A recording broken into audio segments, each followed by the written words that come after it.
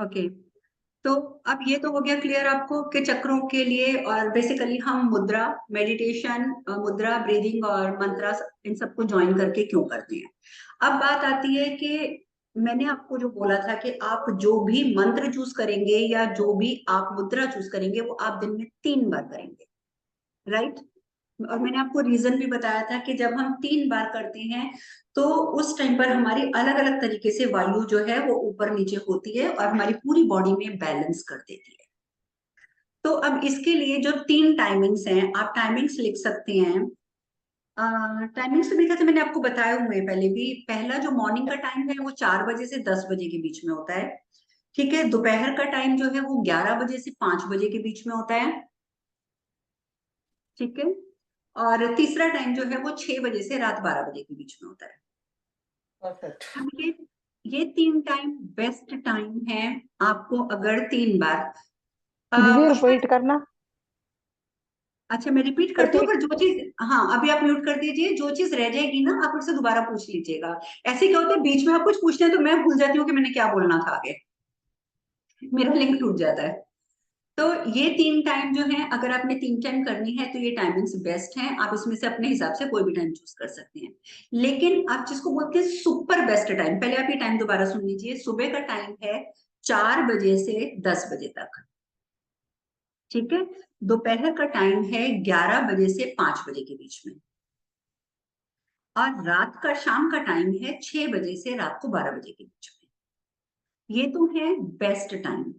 अब जिनको आप बोलेंगे ना super best, super duper best time कौन सा है जिसमें आप मेडिटेशन करें डेली बेसिस पे, तो वो होता है ब्रह्म मुहूर्त का टाइम।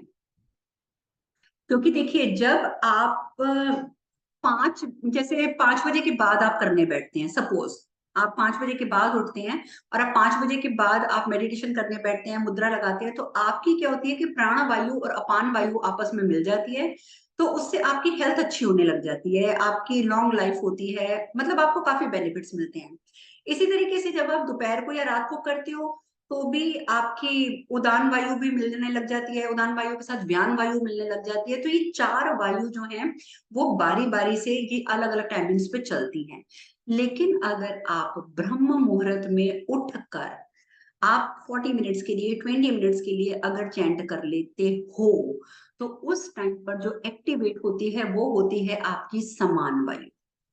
आपको जरूरी है कि नहीं है कि समान मुद्रा लगानी है, आप कोई भी मुद्रा लगाइए पांचों में से, लेकिन जो एक्टिवेट होगी वो होगी आपकी समान वायु।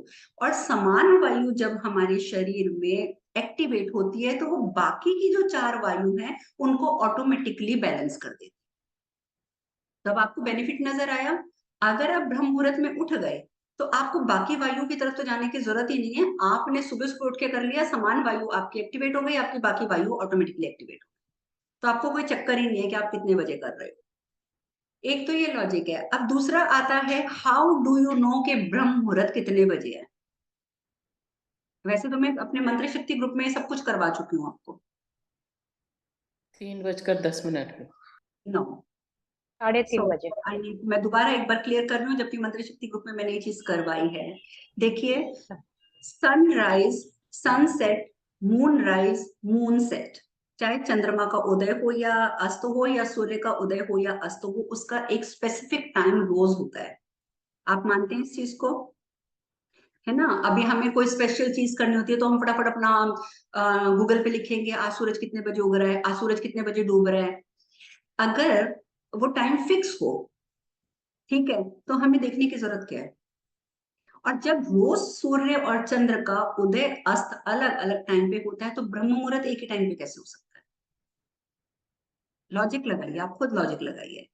तो ऐसा नहीं होता है। बेसिकली हमारे शास्त्रों के हिसाब से जो मुहूर्त होते हैं उनको 30 में डिवाइड किया, 24 घंटे होते हैं एक दिन में, 24 घंटों के मुहूर्त को 30 में डिवाइड किया हुआ है।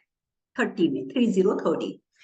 जब 30 में डिवाइड किया हुआ है तो अगर आप इसको कैलकुलेट करेंगे तो एक मुहूर्त बनता है 48 मिनट्स का।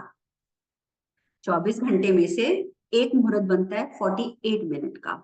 तो ब्रह्म मुहूर्त क्या होता है, अगर सपोज आपने अभी अपना पंचांग खोला या आपने अपना अभी गूगल खोला, आपने देखा आज सूर्य उदय सुबह 7 बजे है, ठीक है। अब 7 बजे है तो आपने क्या करना है, 48 प्लस 48 कितना हुआ, अब कैलकुलेट खुद करो। मैं आपको एग्जांपल देके समझा रही हूँ।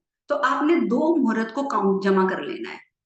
तो जो पहला मुहूर्त जब से शुरू हो रहा है ना, तो समझो कि तब से आपका वो आपका ब्रह्म मुहूर्त शुरू होगा। मैं आपको कैलकुलेट करके दिखाती हूँ, ऐसे मुझे लग रहा है It's कि मैं clear. 96. How you do it? 96 होता है 48 प्लस 48 ना। तो 96 हुआ तो यानी कि 60, और 60 मतलब 1 घंटा, ठीक है। और उसके बाद यानी कि अप्रोक्स 1.5 घंटा, 1.5 घंटा से 6 मिनट ज्यादा, यही हुआ ना, है ना। तो बेसिकली आपने जितने बजे सूर्य निकलना है, तो उससे आपने 1.5 घंटा पहले चले जाना है। तो उस टाइम पर आपका ब्रह्म मुहूर्त शुरू होता है, और उस समय से लेकर 48 जब होगा, 48 मिनट्स होते ही आपका ब्रह्म मुहूर्त खत्म हो जाएगा। उसके बाद जो 48 मिनट्स हैं, सूर्य उगने से पहले के 48 मिनट्स जो हैं, तो उस टाइम पर बेसिकली उस टाइम पर आप ब्रीदिंग करें, आपको बहुत बहुत बहुत लाभ मिलेगा, ठीक है। आप योगासन करें, एक्सरसाइजेस करें, आपको बहुत लाभ मिलेगा। लेकिन अगर आप उस 48 मिनट से पहले वाले 48 मिनट्स में अगर आप कर लेते हैं अपना मंत्र जाप, अपनी मुद्रा, तो आप समझिए कि आपने अपने शरीर की समान वायु को जागृत कर दिया, जो आपको 24 घंटे अब आपकी बाकी वायु को जागृत रखेगी, ठीक है। तो इस हिसाब से आपके लिए बेस्ट है कि अगर आप जल्दी उठते हैं तो आप रात को आप देखकर सोइए कि कितने बजे सूर्योदय है, तो उससे 1.5 घंटा पहले आपको उठना है और अपना 48 मिनट्स के लिए या 40 मिनट्स के लिए आपको जाप करना है। 40 मिनट्स कर लीजिए, इनफ है, ठीक है। तो उस टाइम पे आपकी मुद्रा और जाप जो है वो सबसे बेस्ट टाइम होगा, जिससे आपका सारा दिन के लिए आपका शरीर जो है वो फुर्तीला रहेगा, आप एक्टिव रहेंगे, ठीक है। तो ये होता है ब्रह्म मुहूर्त निकालने का एक सिस्टम।